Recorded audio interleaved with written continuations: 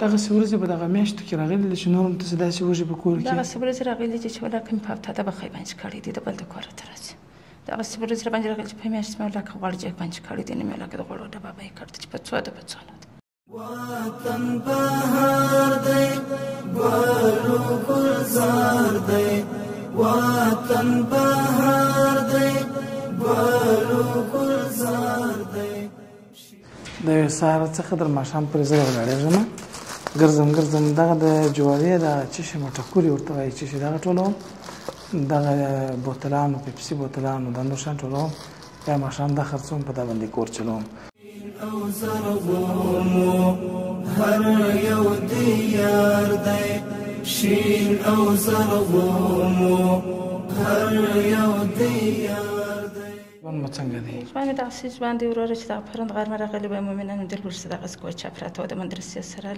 لکه مې د بله کور یې دغه وړه راوړې وه د وربشو ټوکې ځینې چې پخ کړي وه لکه دغه شی درلودې چې پرې خوړلې وه مور روان ورته کېږي وطن بهار دی ګلو ګلزار دی وطن بهار دی ګلو ګلزار دی شین او زرغونو هر یو دیار دی شین او زرغونو هر یو دیار دی بیا د ګلونو د ګلابونو هر خواته راج دی د ښایستونو هر خواته راج دی د ښایستونو نوی موسم دی نوی معمار دی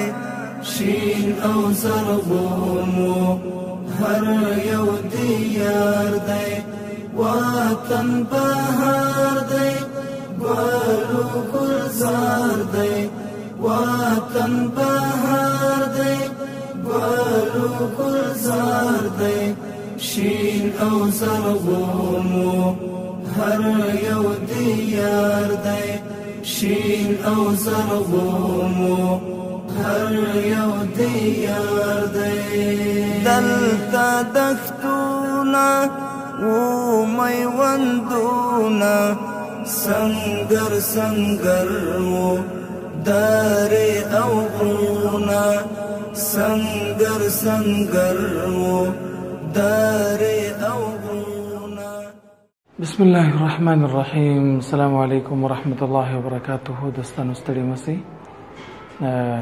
په دې هیله چې جوړ روغ خوش او خوشحاله به یاست رب العزت جل جلاله مو ژوند له نیکمرغیو له خوشحالیو ډک کړه دوستانو بیا هم الحمدلله موږ یوه شپږ کسیزه مرسته لرو 5 کسیزه مرسته راسره یوې مور کړې ده رب جل جلاله دې اجر ورکړي او دغه مور خپله هم محصله ده یو ځای درس ورته درس وایي خو دغه لږ پیسې سره جمع کړي بیا د خپلو غریبو هېوادوالو سره کومک او مرسته کوي رب عز وجل دې د دې همدغه صدقات قبول او منظور کړي موږ هم 15 فامیلونه راغوښتي چې هغوی واقعا غریب مستحق او بېوزله خلک دي هغه مؤمنان دي چې د هغوی یا د ژوند قصه به تاسو په خپل ووینئ او وابه اورئ انشاء الله العزیز نو هر پکیج د 200 افغانۍ دی 15 پکیج دی خدای جل جلاله دې دغه مور صدقات قبول کړي او دغه ورونو او دغه جانیانو چې همدلته راغلي دي الله تعالی دې دوی همدغه مرسته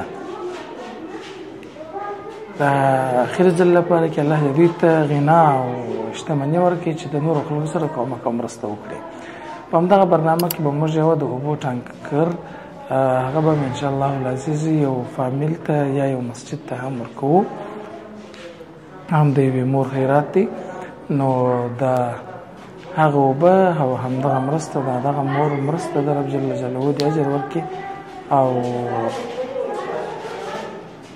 هدف هم دا دی چې د خپلو غریبو هېوادوالو سره په هره څه کې کومک وشي که هغه وچې ډوډۍ که هغه اوبه وي که هغه کاري زمینه وي که هغه د خلکو سره په اصطلاح باندې د غوښو خیرات وي که هغه نغده کومک وي که د مریضانو سره کومک وي دا ټول هغه کومکونه دي هغه مرستې دي چې همدغه هېوادوالو ته سخته اړتیا لري جزاکم الله خیرا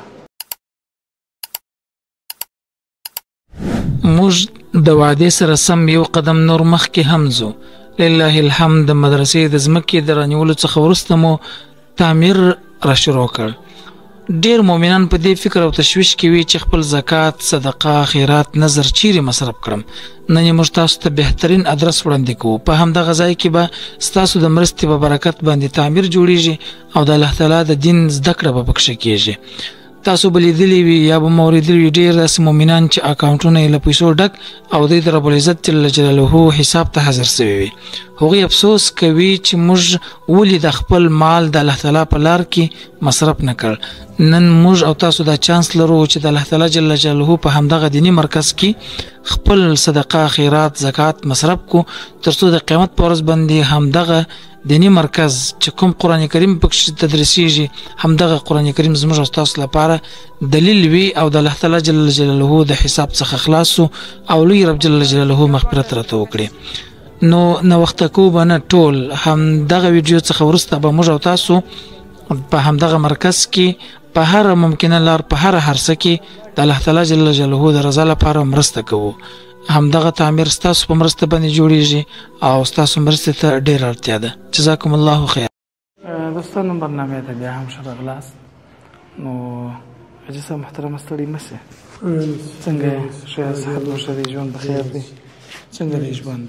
ژوند مې بیخي د اقتصاد مې ډېر کمزوری.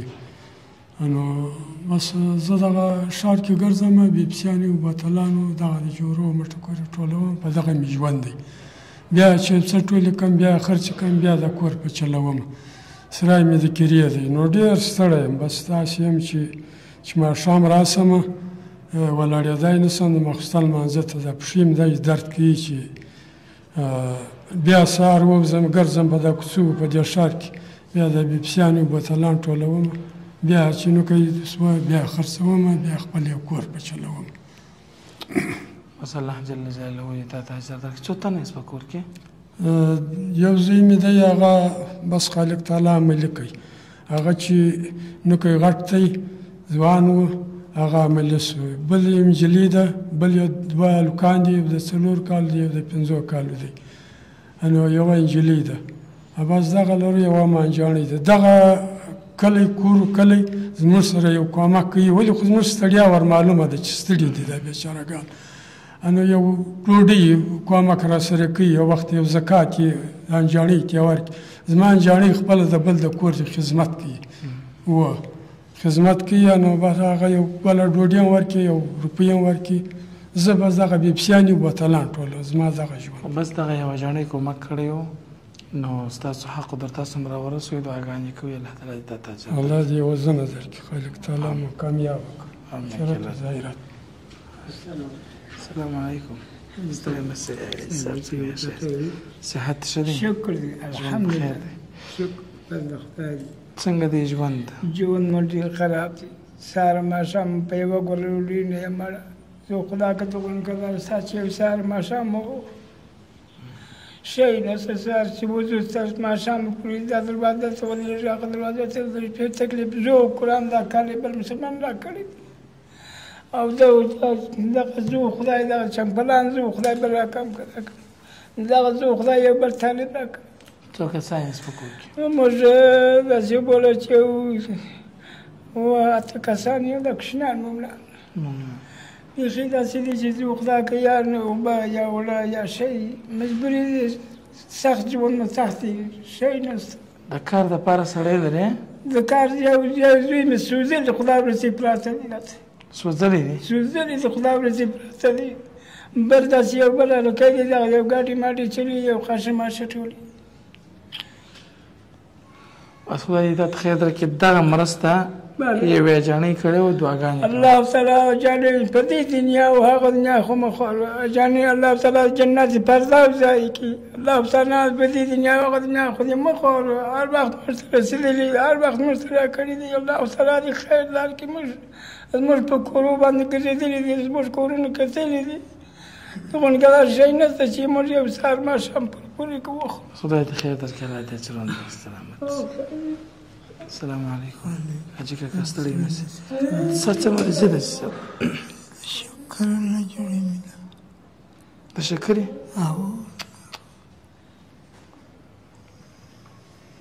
په کور کې څو کسان یاست؟ په کور کې والله غير من درمانمیږي. بس خدای دې تاته صحت درکړي، الله دې جوړ کړي. حاجي صاحب محترمه، دا واقعا هم دغه حاجي صاحب محترم چې دی ډېر غریب دی، ډېر واقعا مستحق دی او د مرضي وراخواته په کور کې واقعا هم ډېر مشکلات دي. نو کور شان یې مول وکتله، وروسته دغه نتیجې ته ورسېد. د سره خپله جاڼي هم راغلې ده، خو د هغوی سره مو خبرې ونه کولې په دې خاطر باندې چې بس فقط هغه حاجي صاحب مبارک دلته کښېني. دغه مرسته په یوې خور کړې وه، در تاسو مو رسولې وه. بس الله تعالی یې ستاسو ته اجر درکړي. امین کې الله دې خیر درکړي. سلامت اوسئ. ستړي مه شئ جاڼي، څنګه یاست؟ په خیر صحت مو ښه دی؟ کور مو چیرې دی جاڼي؟ کارېزه کې دی وروره. کارېزه کې دی؟ ژوند مو څنګه دی؟ ژوند مې دغسې ژوند دی وروره چې دغه پرون غرمه راغلي به مؤمنانو دلبرسه دغسې کوچه پراته وه د مدرسې سره لکه مې بله کور یې دغه وړه راوړې وه د اوربشو ټوکې ځینې چې پخ کړي وه لکه دوغه شی درلود چې پرې خوړلي وای مور روانه ورته کېږي. زه راغلی وم زوی مې ته مېوې نه ورکول، دغسې مېوې نه غواړي. پرون مې دا زوی ته مېوې نه ورکول، هغه چې مې بوتې برامې کرومیان رانیولي وه، هغه سلاته مې ور وکړله، پراغه مې سره راټول کړل. ژوند مې دغسې دی، ګټې سړی نه لرم ورور، د 11 کالو زوی مې دی مشر. الله تعالی دې تا اجر درکړي. مول بس دا غربت و فقر و مسکنت و د مرضي دې الله ورکړي. خدای دې په دنیا او آخرت کې موږ تاسو ته دغه تکلیفونه اجر راکړي. که دې ته جمع الله یوازونه ورکړي. او الله چې تو چنده یوازې پر موږ د خدای نظر وسي چې دا مسلمانان پر موږ خدای مهربانه کړي. دا د الله مهرباني ده. بس الله دې تاسو ته اجر درکړي، خدای دې خیر درکړي. دغسې ورځې به دغه میاشتو کې راغلي چې نور هم تاسې داسې وږي په کور کې؟ دغسې ورځې راغلي چې ولاکه مې په هفته به خی باندې کړي دي د بل د کوره ته راځي. دغسې ورځې را باندې راغلي چې په میاشت مې ولاکه غوړ جګ باندې کړي دي، نه مې ولاکه د غوړو ډبه به یې کړ چې په څو ده په څو نه ده. بس دا ستاسو مرسته او ستاسو حق و در تاسو مو راورسوي. وزونه درکړي، الله اجر خیر درکړي. دوستانو حاجي کاکا چې ویله هغه دی دغه شان شي د یو سهار څخه تر ماښام پورې زه ولاړېږم، ګرځم دغه د جواري د چې شي مټکورې ورته وایي چې شي دغه ټولوم، دغه بوتلانو پیپسي بوتلانو دا نور شیان ټولوم، بیا ماښام دا خرڅوم، په دا باندې کور چلوم. اوس هم د چې رالي دلته زه حیران شوم سړی دا شیان دی څه به کوي. هغه چې مې زړه وکړه حاجي صاحب ورځې خرڅوم. داسې غریب هېوادوال داسې غریب خلک دي، بیا هم دومره غیرتمند دي چې فقر نه کوي، په کورو باندې نه ګرځي، ته خپله وسه کوي چې څوک لاس او پښې ولري او وس ولري هغه په بازار کې په یو لاره نه په یو لاره باندې یو افغاني پیدا کړي. نو دا وه زموږ برنامه، تاسو راسره اوسېږئ په همدغه برنامه کې به یو ټانکر اوبه هم انشاءالله العزیز مسجد یا کور ته ورکوو.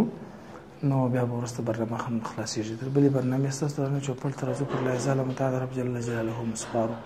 السلام علیکم ورحمة الله وبرکاته. وطن بهار دی ګلو ګلزار دی، وطن بهار دی ګلو ګلزار دی، شین او زرغونو هر یو دیار دی، شین او زرغونو هر یو دیار دی. بیا د ګلونو د ګلابونو هر خواته راج دی، د ښایستونو هر خواته راج دی، د ښایستونو نوی موسم دی، نوی معمار دی، شین او زرغونو هر یو دیار دی، وطن بهار دی ګلو ګلزار دی، وطن بهار دی ګلو ګلزار دی، شین او زرغونو هر یو دیار دی، شین او زرغونو